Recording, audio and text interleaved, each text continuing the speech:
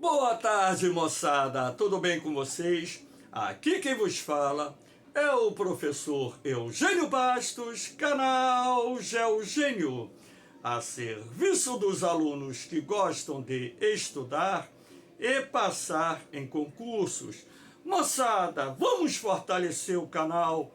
Se inscrevam no canal, dê aquele like, compartilhe o vídeo e ajude o professor Eugênio Bastos a democratizar o ensino da geografia. Moçada, no nosso encontro de hoje, irei falar sobre os tipos de chuvas. Espero que vocês gostem do nosso encontro. Havendo qualquer dúvida, deixe a sua pergunta na parte dos comentários, que eu terei o máximo prazer de respondê-la. Então vamos iniciar o nosso encontro mostrando a vocês uma belíssima imagem de uma nuvem denominada cumulonimbus, que é a nuvem de maior crescimento vertical existente na atmosfera e a nuvem responsável pela formação de um dos tipos de chuvas existentes em nosso planeta. Eu gosto muito dessa imagem, até mesmo desse tipo de nuvem, que na minha concepção é a mais bela nuvem que a gente pode observar na atmosfera. De fato, uma cumulonimbus é muito bonita. Professor, como é que se forma uma chuva convectiva? A primeira coisa que vocês têm que ter em mente é que as chuvas convectivas são típicas, principalmente dos meses de verão. Olha o que eu estou dizendo, principalmente nos meses de verão. Agora, as chuvas convectivas, elas começam a ocorrer em parte do território brasileiro a partir da primavera, são mais comuns nos meses de verão e também ocorrem em parte do outono. Agora, na região equatorial do planeta, ou seja, no entorno da região da linha do Equador, em toda a circunferência da Terra, esse tipo de chuva pode ocorrer em qualquer época do ano, até mesmo porque na zona equatorial do planeta não há estações do ano. É verão o ano todo. E, sendo assim, as chuvas de convecção ocorrem com muita regularidade no entorno da zona equatorial do planeta. Agora, como se forma a chuva convectiva? A primeira ideia que vocês têm que ter em mente que são chuvas que se formam em dias de muito calor. Agora, nem todo dia em que faz muito calor você vai ter a chuva convectiva, ou seja, nem sempre quando o dia está muito quente você terá as condições atmosféricas ideais para a formação de uma chuva convectiva. Então, em dias de muito calor, durante o dia, com intenso aquecimento da superfície do planeta, você terá a irradiação de calor, que é liberado pela superfície da Terra, e esse calor liberado pela superfície da Terra irá aquecer o ar que se encontra sobre essa superfície. Esse ar quente e úmido será levado pelas correntes ascendentes. E essas correntes ascendentes não só transportam o ar quente, como também o vapor d'água para pontos mais elevados da troposfera, que é a primeira camada da atmosfera terrestre. No início da tarde, esse ar quente e úmido vai se deparar com ar frio e seco que se encontra aqui em cima e que também se movimenta, porém no sentido contrário. O ar frio, por ser mais pesado, tende a descer. Então, na medida em que o ar quente e úmido sobe, ele vai se resfriar, o vapor d'água vai se condensar, formando nuvens de grande crescimento vertical, que nós chamamos de cumulonimbus.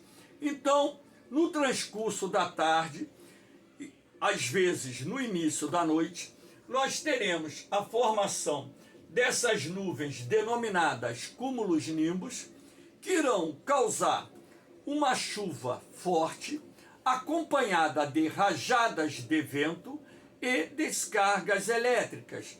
As chuvas de convecção, elas normalmente são de curta duração, ou seja, em média duram menos de 1 hora. Agora, são acompanhadas de rajadas de vento e descargas elétricas, os raios, que vão causar também os trovões. Agora, isso em situação normal, porque sistemas convectivos, eles podem também acompanhar, por exemplo, os furacões. Os furacões, na verdade, são constituídos por nuvens do tipo cúmulos-nimbus, nuvens de grande crescimento vertical, e também as chuvas de convecção, elas podem dar origem aos tornados. Furacões e tornados são tormentas ciclônicas que podem se formar em condições especiais da atmosfera em sistemas convectivos. Iremos falar um pouquinho mais à frente sobre isso. Agora, as chuvas de convecção, como eu disse, elas são de curta duração e às vezes, ou seja, na maioria dos casos, são chuvas locais, ou seja, pode chover pesadamente. Por exemplo, eu que moro aqui no Rio de Janeiro, na Baixada Fluminense, e não chover aqui na Zona Norte, eu moro no bairro do Meia, Zona Norte do Rio de Janeiro, pode chover, por exemplo, na Zona Oeste e não chover na Zona Norte, pode chover na Zona Norte e não chover na Zona Sul, porque uma característica também da chuva convectiva é que, em muitos casos, é uma chuva de caráter local. Sendo assim, ela acaba não atingindo uma grande área em determinadas circunstâncias. Agora, existem sistemas convectivos muito grandes que podem atingir grandes áreas. Então, para toda regra, sempre existe exceção. Aqui nós temos, para mostrar a vocês, uma supercélula, que é o nome que se dá a uma grande nuvem do tipo cúmulos-nimbus. Essa imagem aqui, ela está um tanto quanto escurecida, mas a terminologia que se dá quando temos a formação de gigantescas cúmulos-nimbus é supercélula. Aqui você tem a base da supercélula, aqui, ó. Ela tem um formato meio, grosseiramente arredondado, Aqui você tem uma descarga elétrica mostrando que essa supercélula já atingiu o ponto de saturação, ou seja, já teve início a precipitação, e onde você pode ver que, em função da descarga elétrica, a cortina de chuva foi iluminada, e aqui você tem, na base da supercélula, também é possível perceber a cortina de chuva numa tonalidade cinza mais clara. Então, uma supercélula, ela pode atingir 10, 11, 12 mil metros de altura. Por quê? Vou mostrar a vocês. Uma cúmulos-nimbus, ela se forma a cerca de 800 a 1.200 metros acima da superfície. É ali que começa a se formar esse tipo de nuvem. E essa nuvem, como tem um grande crescimento vertical, repare que o formato dela grosseiramente se assemelha a uma bigorna, Então, esse topo da cúmulos-nimbus pode ultrapassar os 11 mil metros de altura. Sendo assim, a cúmulos-nimbus é a maior nuvem que se forma na atmosfera, razão pela qual, além de causar chuvas pesadas, ou seja, chuvas fortes, acompanhadas de rajadas de vento e descargas elétricas, as cúmulos-nimbus também podem causar a precipitação de granizo, ou seja, a queda de pedras de gelo. Ah, professor, como é que se forma uma pedra de gelo no interior de uma nuvem? Ora, o ar quente e úmido, levado pelas correntes ascendentes, ele também vai transportar as gotas de chuva quando as nuvens atingem o ponto de saturação, que é a capacidade máxima que a nuvem tem em reter o vapor d'água na atmosfera, ou seja, a água sob forma de vapor na atmosfera. Então, quando a nuvem atinge o ponto de saturação, você vai ter a chuva, você vai ter a queda de pedras de gelo, granizo, e você poderá ter a precipitação de neve, não nesse caso aqui específico. Então, as gotas de chuva, levadas pelas correntes ascendentes, vão alcançar pontos em que a temperatura do ar atmosférico se encontra abaixo de 0 graus. 10, 15, 20, 25, 30 graus abaixo de zero. A essa temperatura, essas gotas de chuva acabam se congelando, se transformando em pedras de gelo que nós chamamos de granizo. Quando a nuvem passa por aquele ponto em que a corrente de ar ascendente está sustentando a gota de chuva em suspensão lá em cima, você vai ter a precipitação dessas pedras de gelo. Agora, parte dessas pedras de gelo acabam derretendo no transcurso, na viagem em direção à superfície, e chegam aqui na superfície sob a forma de chuva. Agora, aquelas pedras de gelo maiores acabam chegando aqui na superfície, causando a queda de granizo. Quem já teve a experiência de ver uma precipitação com granizo, já percebeu que além da chuva você tem a queda de pedras de gelo, ventos muito fortes e também muita descarga elétrica, que é uma característica típica de um sistema de convecção quando temos a formação das chuvas de granizo. Nem todo sistema convectivo irá provocar precipitação de granizo, que fique bem claro isso. Agora, normalmente as precipitações de granizo acontecem, na maioria dos casos, em sistemas de convecção. Então, eu mesmo já presenciei ao longo da minha vida algumas precipitações de granizo aqui no município do Rio de Janeiro, capital, onde eu moro. Aqui nós temos o tornado e um furacão. São sistemas que se formam através de nuvens chamadas cúmulos nimbus.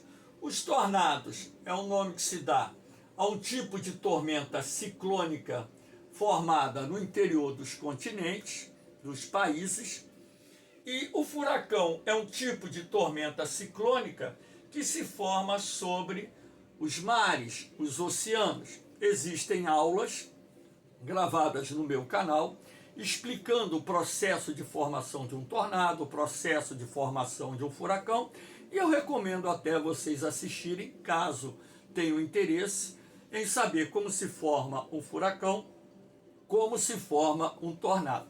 Agora, quando se fala em tormenta ciclônica é o nome que se dá a todo sistema que se forma num centro de baixa pressão atmosférica.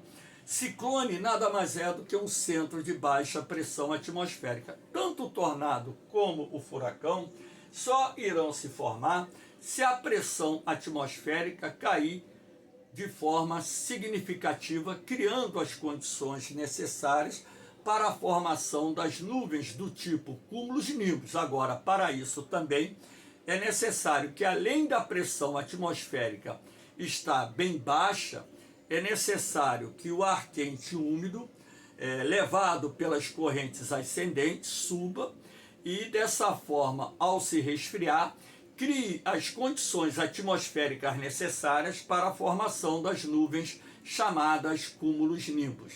Nem sempre onde você tem o centro de baixa pressão, você terá as condições necessárias para a formação de sistemas convectivos. Vou dar um exemplo. No entorno dos círculos polares Ártico e Antártico, ali prevalecem sistemas de baixa pressão. Agora, o ar naquela região é o ar mais frio. Então, sendo assim, não só o ar mais frio, mas também a temperatura da superfície da água mais fria, a temperatura da superfície da terra emersa mais fria, não criam as condições necessárias para a formação de sistemas convectivos, como aqueles que se formam, por exemplo, na zona intertropical do planeta e também nas zonas temperadas. Nesse caso, os sistemas convectivos nas zonas temperadas são mais comuns do meio da primavera para frente, pegando o verão e o início do outono, quando nós temos as condições ideais na atmosfera para a formação na zona temperada de sistemas convectivos. Professor, por que nem sempre, quando tem muito calor, às vezes nós temos uma onda de calor que se estende por vários dias, não ocorre a chuva convectiva? O senhor não disse que a chuva convectiva se forma em dias de muito calor? Agora, não adianta a temperatura do ar estar muito elevada para a formação de uma chuva convectiva. É preciso que existam outros fatores que contribuam para que as condições atmosféricas permitam a formação dos sistemas convectivos. Então aqui eu montei esse desenho para mostrar a vocês uma cúpula de ar quente. Essas cúpulas de ar quente, quando se formam, elas dão origem às ondas de calor. Então você vai ter recordes de temperaturas, aqui no Rio de Janeiro, por exemplo, temperaturas acima de 40 graus, em outras áreas do mundo podendo passar dos 45, 50 graus e por aí vai. E mesmo estando muito quente, as condições atmosféricas não são ideais para a formação de uma chuva convectiva. Por quê? Porque a cúpula de ar quente, quando se forma atrelada à existência de um centro de alta pressão, o AP aqui significa alta pressão, ou seja, é uma área anticiclonal, as condições da atmosfera não são ideais para a formação das nuvens cúmulos-nimbus. Por quê? Quando você tem a presença de um centro de alta pressão, o ar aqui em cima ele está exercendo o movimento de subsidência. Então ele inibe a subida do ar quente e úmido e dessa forma evita a formação das nuvens do tipo cúmulos-nimbus. Então, se o ar ele está exercendo o movimento de subsidência, o que acontece? Esse ar frio e seco que desce aqui, ele pressiona o ar quente e úmido aqui embaixo.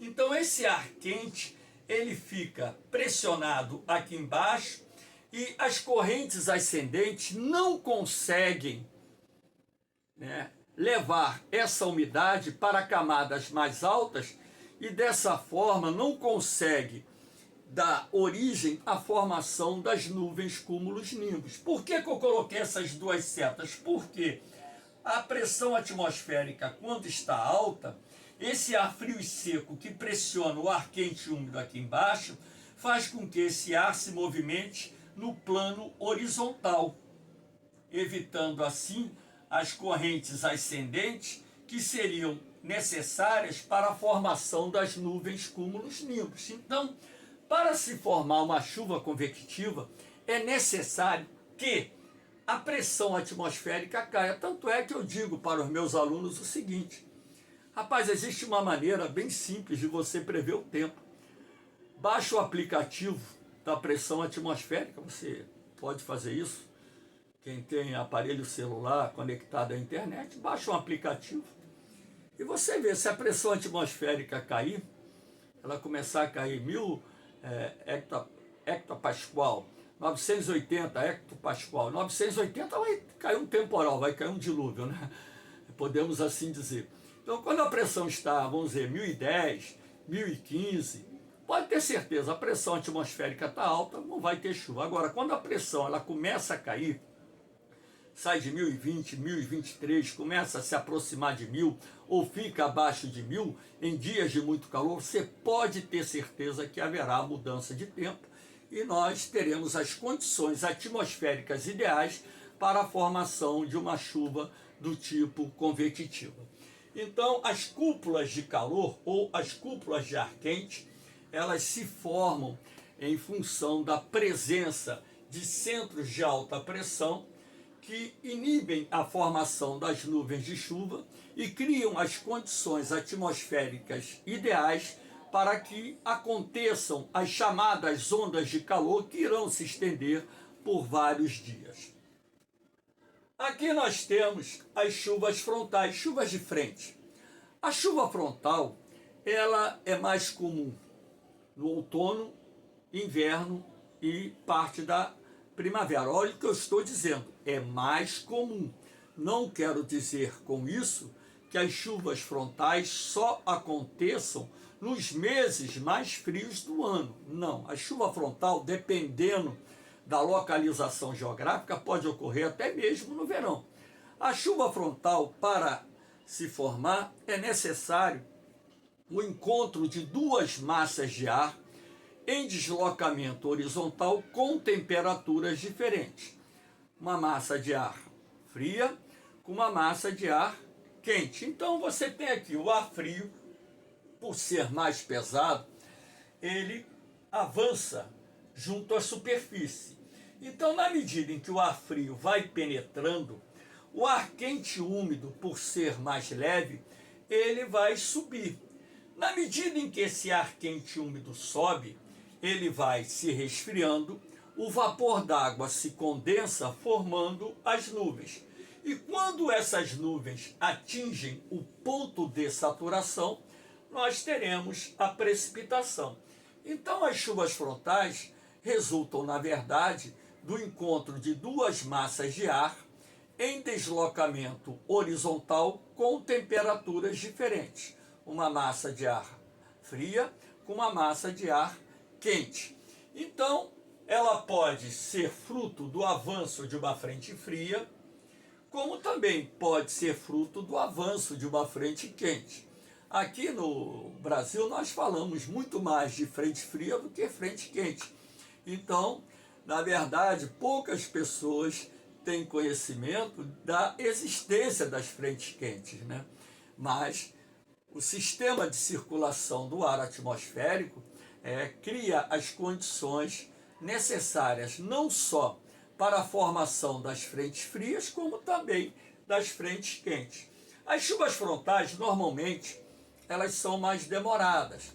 Podem se estender por horas, podem se estender por dias, dependendo, é claro, do tamanho do sistema frontal e da velocidade do deslocamento do sistema frontal. Às vezes, um sistema frontal ele fica estacionário e a chuva pode se estender por vários dias.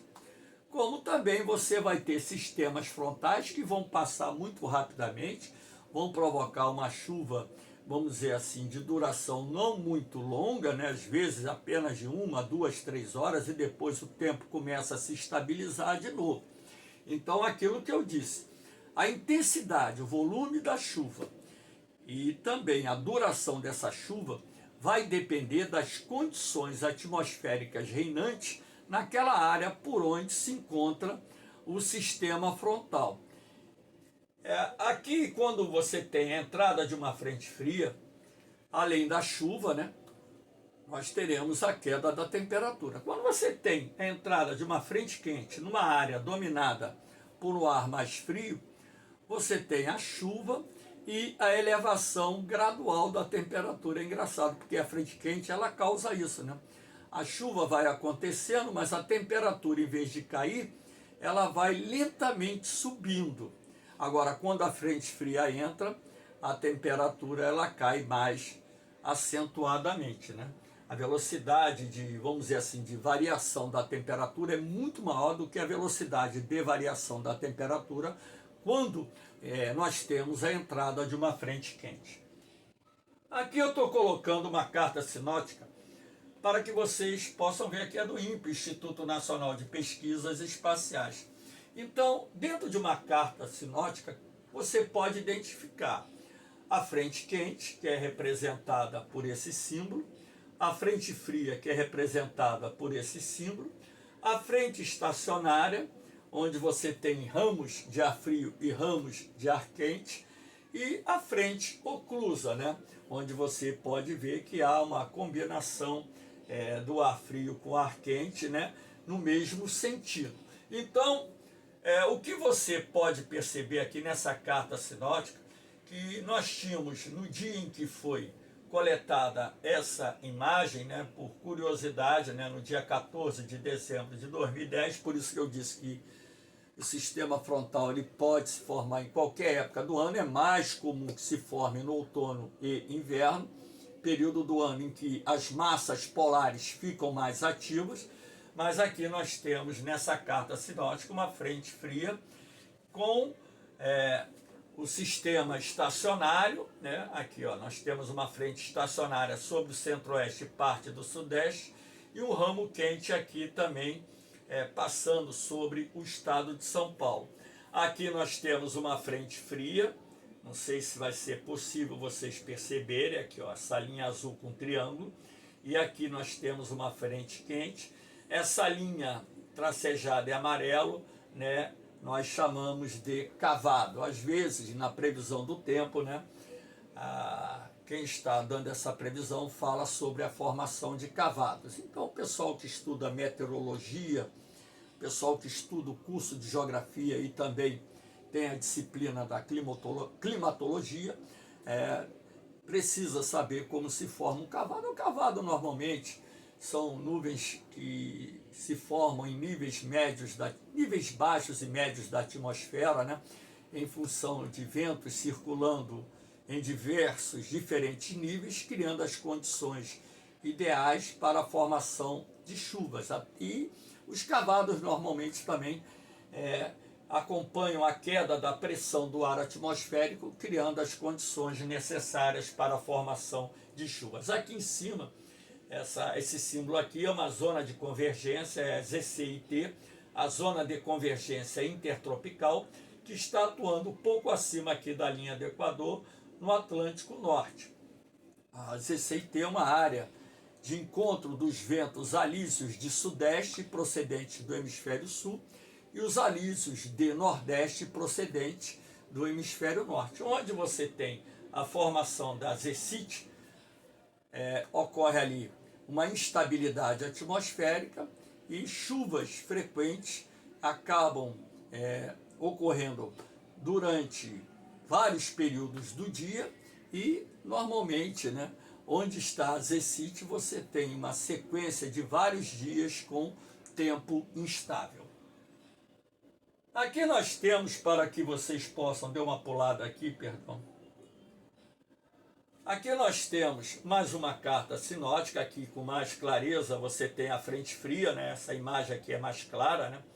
Essa imagem ela foi coletada no dia 21 de agosto de 2020, então a frente fria com um ramo estacionário sobre aqui a região centro-oeste. Então, aqui você tem a imagem de satélite que configura, né, exatamente aquilo que eu estou falando. Essa parte esbranquiçada aqui atrás é o ar polar, o ar gelado que está na retaguarda da frente fria, que está aqui, ó, avançando, e já se encontra uma parte dela no estado de São Paulo, né, o Paraná quase todo coberto, Santa Catarina, estendendo-se aqui pelo Mato Grosso do Sul, né, e aqui em cima, né, já na parte noroeste de Rondônia, sudoeste do Amazonas e no Acre, né, a entrada desse ar polar, criando as condições necessárias também para a formação de nuvens de chuva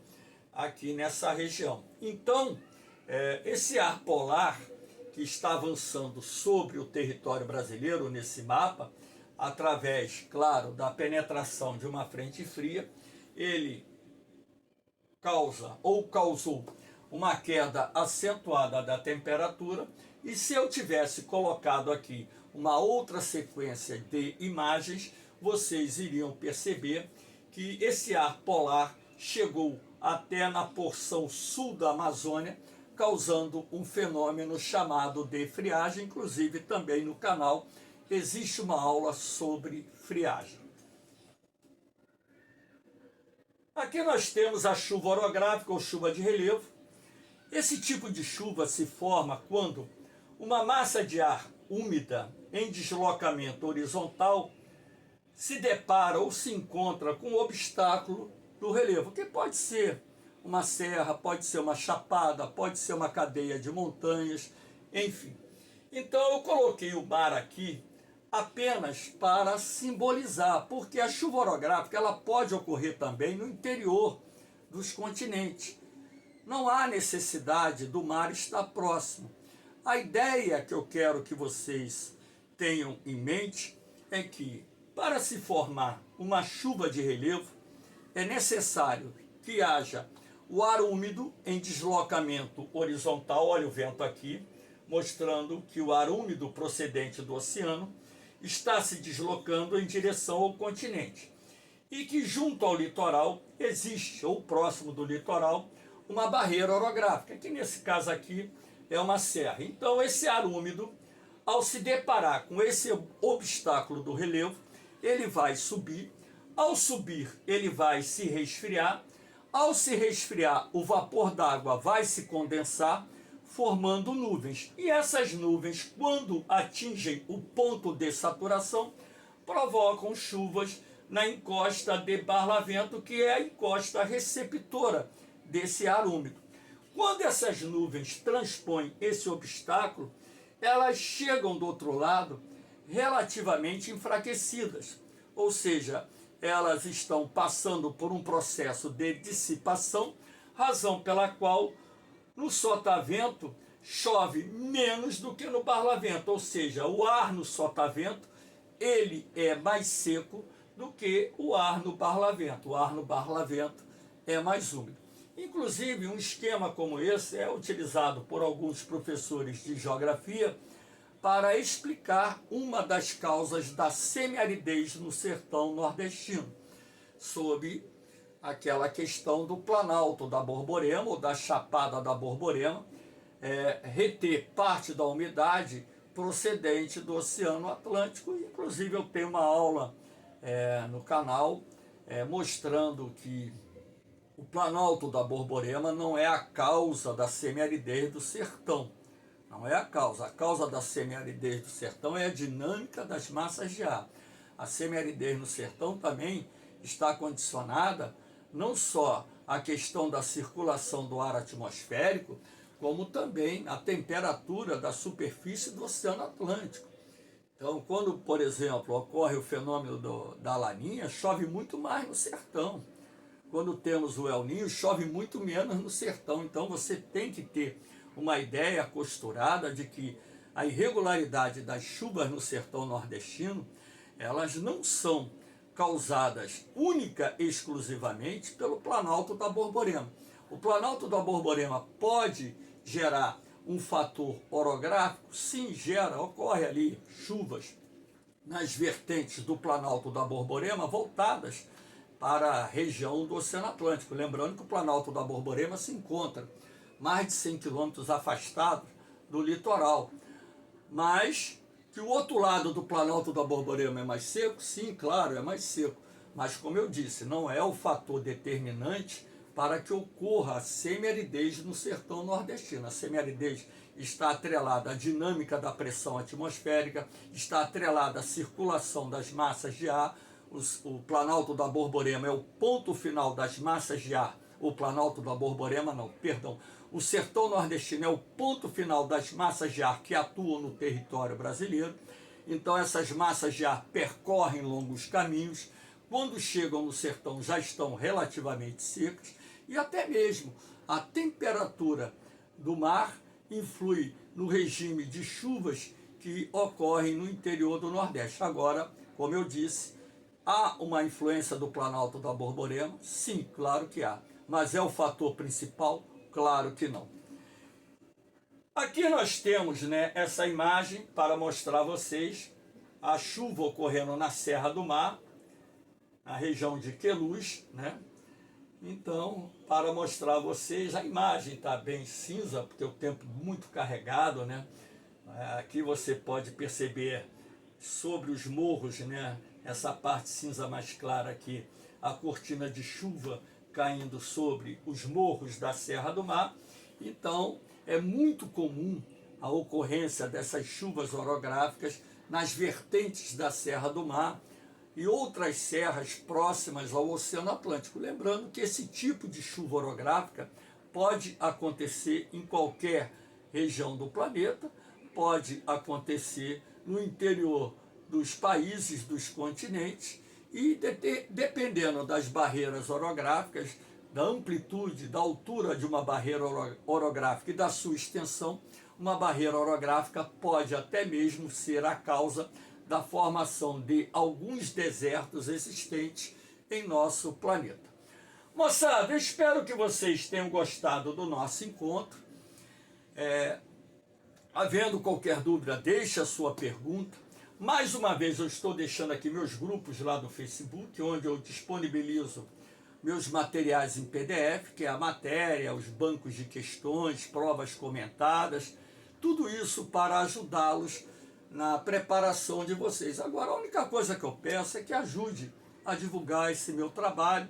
O meu canal não é monetizado, ele não foi criado para que eu ganhasse dinheiro gravando aulas aqui no YouTube. Eu fiz isso apenas para ajudar os alunos que estão se preparando em concursos. O meu canal não foi e não é e não será monetizado. Então, é uma promessa que eu fiz, independente do número de pessoas que possam estar seguindo ou não o canal, eu não vou monetizar, porque o que eu estou fazendo, eu faço do coração, gravo aqui no meu quarto, né? Dentro de uma estrutura simples, né? É um trabalho amador, nada profissional, os vídeos não são editados, eu acabo de gravar e através do meu próprio aparelho, do meu smartphone, né? Eu já coloco diretamente no canal. Valeu, moçada! Então, eu espero que vocês tenham gostado do nosso encontro. E no mais, um beijão no coração de vocês, um forte abraço, fiquem com Deus, eu vou, mas eu volto, hein? Fui!